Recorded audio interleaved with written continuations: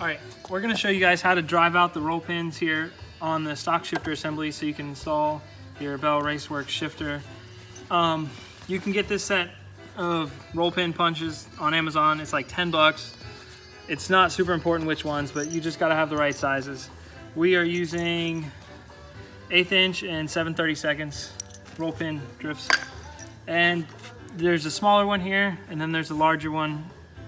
You'll drive the smaller one out and then the larger one. It's really simple. It's the same process from underneath.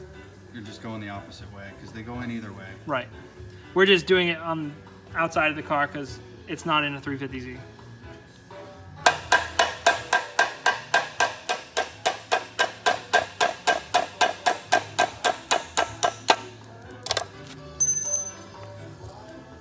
There's the small one.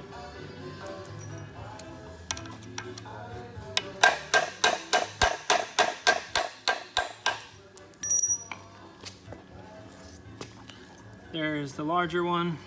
And then you may need to give it a tap just to get it off, but usually it just slides right off. That's it.